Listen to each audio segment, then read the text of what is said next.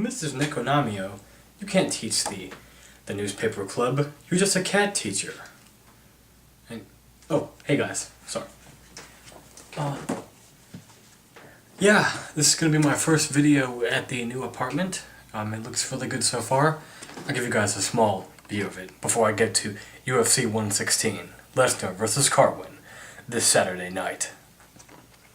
Got the desk, all that stuff, Quiznos. Yep, I put the TV there. I don't know if that arrangement's that good. It's kind of claustrophobic. There's the DVDs that you can see, bigger closet, and some of my posters. Alright. Yeah, super. Well, I'm really looking forward to this Saturday. Upsets are all the rage in MMA these days. You know, we got Jake Shields defeating Dan Henderson. Strikeforce is getting messed up. BJ Penn beating Frank Edgar. Frank Edgar defeating BJ Penn. Anderson Silva putting on a less than stellar performance against Damian Maia. Let's see what else. Who was that other guy? Oh yeah, we got Chris Leben TKOing Aaron Simpson. Matt Hamill beating Keith Jardine. That was a bit of an upset, I think. Was it an upset for Shane Carwin to smash Frank Mir? I don't know. Then there was Rashad Evans derailing Quentin Rampage Jackson temporarily at UFC 114. Yeah. And last Saturday we had Fedor Emelianenko going into his fight with Fabricio Verdum at Strikeforce, and he went in there with 32 wins, 1 loss. Now he has 32 wins, 2 losses. Damn, and that is the upset of the year, guys. He caught Fedor in an armbar, / triangle choke at the same time, and forced the Last Emperor to tap in just 1 minute and 6 seconds, I think it was. But that was really, it's just one of those things. I can't believe it happened. So we can't have Alistair Overeem versus Emelianenko right now, can we? Okay, anyways, enough of that talk. The MGM Grand Garden Arena, Las Vegas, Nevada. I wish I was there. July 3rd. Check it out, guys. I'm going to be at the Buffalo Wild Wings. I'm going to start at the top. We got a match to probably really determine who the best heavyweight fighter in the world is right now. Brock Lesnar versus Shane Carwin. Brock Lesnar, he beat Frank Mir to obtain the championship at UFC 100. TKO'd Frank Mir in the second round, and that was rather intriguing. In a fight in which Frank Mir was the favorite in that one, I think. But Lesnar showed good patience, control. He's a powerful wrestler. He's going to be the bigger fighter in this fight. Shane Carwin obtained the interim championship by defeating the same man, Frank Mir. He TKO'd him, just obliterated him with a series of quick uppercuts at UFC 111, and put him out cold to obtain that. Shane Carwin is undefeated, 12-0. No one has gone past the first round with him, and I do believe that Carwin will be the favorite in this fight. Even though, I'll have to say, guys, I kind of want Brock Lesnar to win because the UFC, I think, could really use Lesnar to win at this point because they put him on the t-shirts, on the promotional posters, on the video game, on the highlight DVDs, on several of them, like the 2009 highlight or 2010 if they've released one.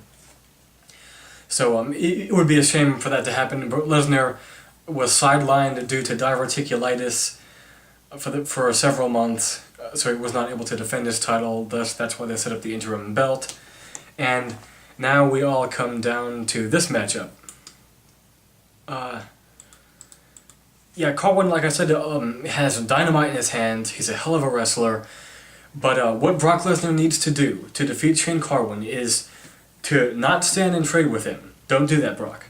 What you need to do is take Carwin to the second, third, 4th, and 5th round if you have to.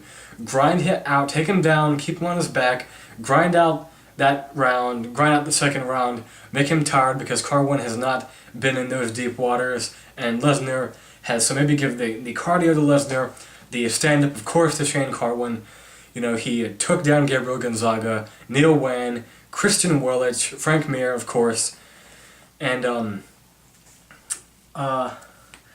Carwin is the favorite to win this fight, I think, by knockout, and it's a tough one to pick still, because Lesnar can keep most guys on their back, because he'll be a little bit bigger than Carwin, and Shane Carwin does not like the antics of Brock Lesnar and all that stuff.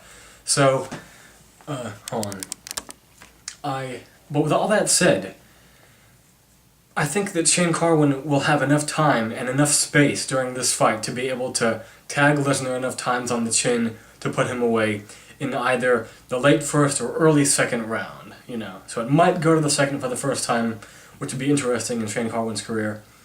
So, even though I want Lesnar to win in a way, I gotta pick Carwin in this fight to win by knockout in 2nd or early 1st round, like I said. But good luck, Brock. I hope you prove me wrong. So, keep it going, man. Next one, Chris Leben versus Yoshihiro Akiyama. Yoshihiro Akiyama, great judo, a judo black belt, of course. He made his debut. Well, he was originally going to fight Wanderlie Silva, so Yoshihiro Akiyama, this is kind of like a lose-lose situation. You know, if he beats Chris Leben, well, Chris Leben's been beaten before. He's not necessarily the most technical fighter you run into, but he's coming off a good win. He stepped up, while Keith Jardine, by the way, was taken out. They said goodbye. So, 4 losses in a row for him. So that I'm not necessarily going to miss him, but that's how it is. Chris Leben's got knockout power in his left hand. I think he should be able to land it a few times against Akiyama. So Leben, I'm looking for Leben to maybe win the 1st round, but for Yoshihiro Akiyama to neutralize Leben enough to maybe submit him in round 3 or to win a split decision. Alright, next one. Chris Leben versus Matt Brown. Lytle is, I imagine, light years better than Matt Brown on the ground. This one could end up winning fight of the night. So I gotta pick Lytle by submission over Matt Brown. And there's not much else to say about that one, because there's not a whole lot of big names on this card. Like the preliminary card, they got Kendall Grove, Gerald Harris, Goran Relic, Dave Branch. Haven't heard of most of these guys. Anyways, back to Szynski versus Bonner. This was a rematch that needed to happen. It's been a while since Stephan Bonner has been on the main card. Usually he's like on the preliminary card. I don't see even though Stephan Bonner winning this fight, Szynski is just better in the stand-up game, and he's technically better on the ground, but I don't think he's going to finish Bonner. Bonner's not a fish out of water on the ground. You know, John Jones couldn't finish him there, but so I'm looking for Szynski to win a 3-round unanimous decision, but Stephan Bonner is probably not going anywhere because he's in UFC for life, you know. But good luck, Stephan Bonner. I do hope you do win. I hope that you do win. So yeah.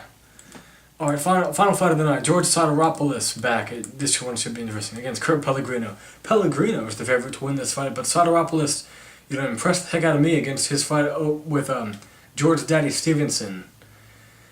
Sotiropoulos could very well be on his way to being the Aussie poster boy for Australia. But Sotiropoulos, very good jiu-jitsu. He's got decent hands in the stand-up game. Let me see. Pellegrino is the favorite to win this fight, though, by like a submission or something. But I'm going to pick Sotiropoulos by TKO or decision.